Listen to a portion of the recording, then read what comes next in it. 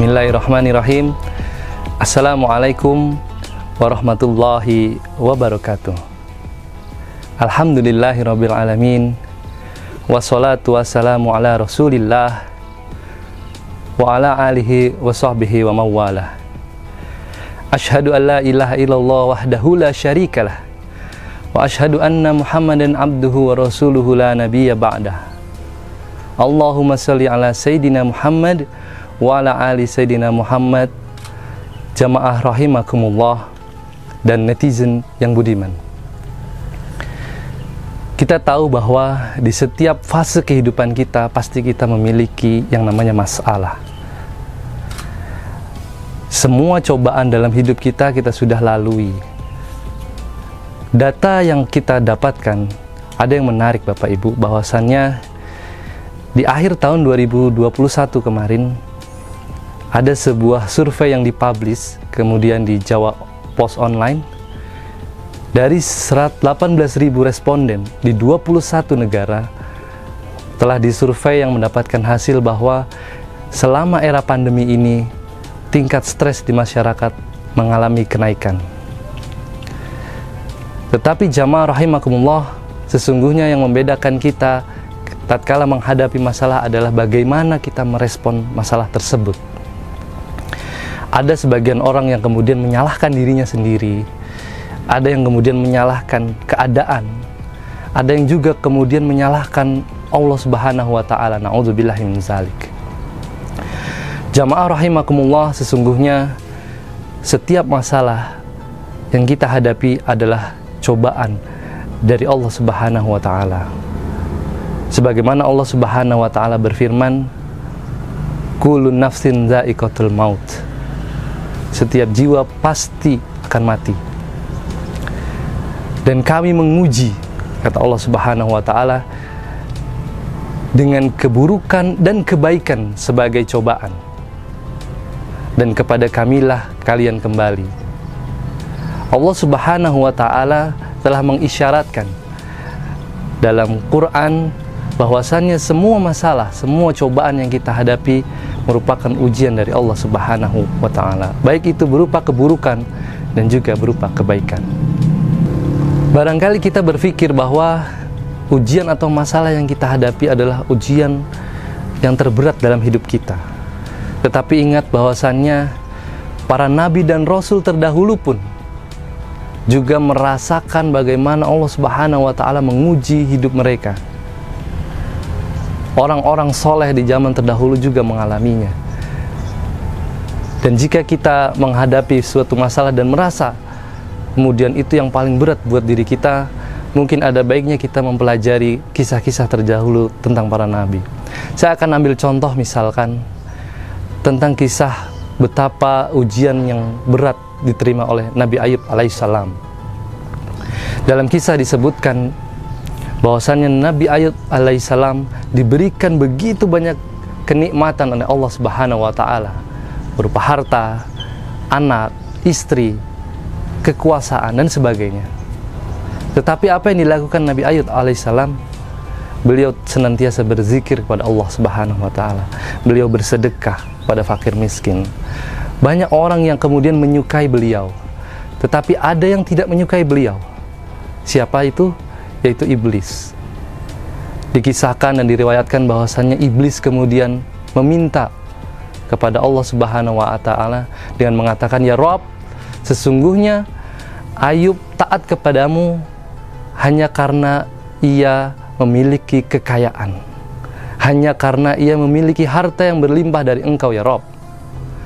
Andai kata Ayub alaihissalam itu tidak memiliki harta, niscaya dia tidak akan taat dan patuh kepadamu.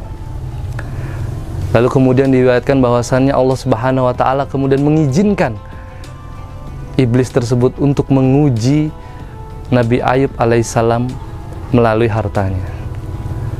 Kemudian iblis pun melakukan hal tersebut, di mana seketika harta daripada Nabi Ayub alaihissalam habis, kebun-kebunnya pun terbakar, binatang-binatang ternak yang dimilikinya mati karena penyakit. Dan seketika Nabi Ayub alaihissalam yang berada dalam puncak kenikmatan berubah menjadi ke puncak kefakiran. Tapi apa yang dilakukan oleh Ayub alaihissalam? Manakala terjadi kebangkrutan, kemudian iblis menggodanya dengan mengatakan, "Wahai Ayub, sesungguhnya Tuhanmu telah meninggalkanmu. Dia sudah mengambil seluruh hartamu. Maka berhentilah engkau menyembahnya." Tapi tidak, Ayub alaihissalam mengatakan, "Alhamdulillahirabbil alamin." Segala puji bagi Allah Subhanahu wa taala. Dia yang meridhoi semua ini terjadi, dan kepadanya lah semua kembali. Nabi Ayub alaihissalam masih senantiasa bersabar dan bersyukur dengan mengatakan bahwasannya, "Alhamdulillah, saya sudah pernah kaya, saya sudah pernah merasakan bagaimana mendapatkan harta yang berlimpah." Maka tatkala itu semua diambil oleh Allah Subhanahu wa taala, beliau tetap bersabar dan tetap bersyukur. Dan sontak iblis tercengang dengan apa yang dilakukan oleh Ayub alaihissalam. Tetapi iblis tidak hanya berhenti sampai situ. Iblis kemudian meminta lagi kepada Allah Subhanahu wa taala dengan mengatakan, "Ya Rabb, sesungguhnya Ayub alaihissalam masih taat kepadamu itu bukan karena hartanya, tetapi karena ia memiliki anak keturunannya. Ia ingin menjadikan anak keturunannya itu untuk memperkaya dirinya di kemudian hari." Lalu kemudian Allah Subhanahu wa taala pun menyetujuinya. Silakan engkau menguji kembali Nabi Ayub alaihissalam menggunakan jalur dari anaknya. Lalu diriwayatkan jamaah rahimakumullah bahwasannya terjadi goncangan di rumahnya Nabi Ayub alaihissalam, yang kemudian meruntuhkan bagian atapnya dan akhirnya membunuh anak yang ada di dalam rumah tersebut. Nabi Ayub alaihissalam begitu sedih manakala mengetahui anaknya pun sudah tidak ada, sudah meninggal dunia, sudah diambil oleh Allah Subhanahu wa taala. Kemudian iblis menggodanya kembali dengan mengatakan, "Wahai Ayub, sesungguhnya Tuhanmu telah mengambil seluruh hartamu. Lalu sekarang Tuhanmu mengambil anak-anakmu. Maka berhentilah engkau menyembahnya." Tetapi apa yang dilakukan oleh Ayub alaihissalam? Nabi Ayub alaihissalam senantiasa bersabar, dan justru dengan lantang dia mengatakan, "Alhamdulillahirabbil alamin." Saya bersyukur karena saya sudah pernah merasakan bagaimana memiliki seorang anak, bagaimana memiliki anak. Betapa banyak orang di luar sana yang mungkin tidak memiliki anak, tetapi beliau masih bersyukur dan bersabar tatkala ini terjadi kepada beliau. Lantas iblis pun merasa tidak habis akalnya untuk menggoda Nabi Ayub alaihissalam. Kemudian iblis kembali meminta kepada Allah Subhanahu wa taala untuk menguji Nabi Ayub. "Wahai Rabb," kata iblis, "sesungguhnya Ayub alaihissalam memiliki ketaatan bukan karena memiliki harta dan anak, tetapi karena ia memiliki badan yang sehat, dia memiliki istri, yang itu semua membuatnya untuk taat kepadamu ya Allah. Seandainya itu semua tidak ada, maka niscaya Ayub alaihissalam tidak akan pernah bersyukur dan taat kepadamu." Maka diriwayatkan lagi bahwasannya Allah Subhanahu wa taala pun mengizinkan iblis menguji sekali lagi tentang ketaatan daripada Nabi Ayub alaihissalam. Singkat cerita, bahwasannya istrinya pun digoda oleh iblis dengan mengatakan kepada suaminya, "Wahai suamiku, engkau adalah nabi." Manakala kemudian penyakit datang berada di dalam tubuhnya Nabi Ayub, bernanah dan sebagainya, membuat orang-orang di sekitarnya menghindari Nabi Ayub. Kemudian dari sebagian itu menghasut untuk mengusir Nabi Ayub dari kampungnya. Kemudian Nabi Ayub mengatakan kepada pemuka kampung tersebut bahwasannya, manakala aku sehat, aku selalu membantu kalian. ketika aku sakit seperti ini, kalian mengusirku. Begitu berat cobaan Nabi Ayub alaihissalam ketika seluruh kampungnya menyetujui untuk mengusir Nabi Ayub. Setelah Nabi Ayub diusir, maka iblis datang kepada istrinya dengan menggoda Nabi Ayub dan istrinya agar istrinya meninggalkan Nabi Ayub.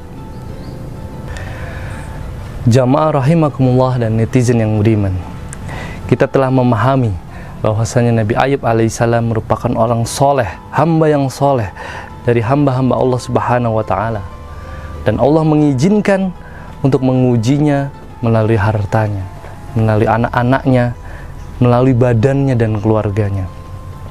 Bagaimana kita tahu bahwasannya hartanya hilang, yang tadinya ia berada di puncak kekayaan dan berubah menjadi seseorang yang berada di puncak kefakiran. Lalu kemudian ia ditinggalkan oleh istrinya dan keluarganya, sehingga ia merasakan arti kesunyian dan kesendirian. Lalu ia ditimpa penyakit di dalam tubuhnya. Singkat cerita, pada akhirnya Allah Subhanahu wa Ta'ala memerintahkan beliau untuk mandi di salah satu mata air gunung. Allah Subhanahu wa Ta'ala memerintahkannya agar meminum air dari mata air tersebut, dan kemudian Nabi Ayub pun melaksanakan perintah ini sehingga beliau merasakan kembali sehat tubuhnya dan penyakitnya pun hilang. Tubuhnya yang panas suhunya kembali normal, dan seluruh bekas-bekas yang ada di tubuhnya dari penyakitnya pun sembuh. Allah Subhanahu wa Ta'ala menyembuhkannya dan mengembalikan semua harta-hartanya kembali ke puncak kekayaannya. Dan istrinya yang meninggalkannya pun akhirnya kembali kepada Nabi Ayub alaihissalam. Jamaah rahimakumullah, sesungguhnya ujian atau cobaan yang diberikan oleh Allah Subhanahu wa Ta'ala sejatinya adalah untuk meningkatkan derajat manusia. Begitulah Allah Subhanahu wa Ta'ala meninggikan derajat Nabi Ayub alaihissalam dari berbagai macam cobaan yang telah beliau hadapi, dan dengan kesabaran beliau lulus kemudian di mata Allah Subhanahu wa Ta'ala dan ditingkatkan atau ditinggikan derajatnya Nabi Ayub alaihissalam. Sehingga manakala kita menghadapi masalah yang begitu berat menurut kita, sejatinya itu adalah ujian dari Allah Subhanahu wa Ta'ala yang mudah-mudahan kita bisa bersabar dalam menghadapinya, dan Allah Subhanahu wa Ta'ala meninggikan derajat kita. Dan tak hanya itu, jamaah rahimakumullah, sesungguhnya Allah juga meninggikan derajat manusia itu tidak hanya dengan menggunakan ujian, tetapi juga dengan jalan ilmu. Bagaimana seseorang yang menuntut ilmu, Allah Subhanahu wa Ta'ala meninggikan beberapa derajat. Allah Subhanahu wa Ta'ala berfirman dalam surat Al-Mujadalah ayat 11, yang artinya Allah akan mengangkat derajat orang-orang yang beriman di antara kamu dan orang-orang yang berilmu beberapa derajat. Adapun jika kita membaca sejarah Islam, manakala kita mendengar kisah-kisah para mujtahid misalnya, beliau menuntut ilmu sehingga Allah Subhanahu wa Ta'ala meninggikan derajat beliau. Saya ambil contoh, misalkan antara lain adalah Al-Imam Muhammad bin Idris Asy-Syafi'i atau biasa dikenal dengan Imam Asy-Syafi'i. Beliau adalah panutan umat Islam, bahkan di Indonesia dan negara-negara lain di dunia.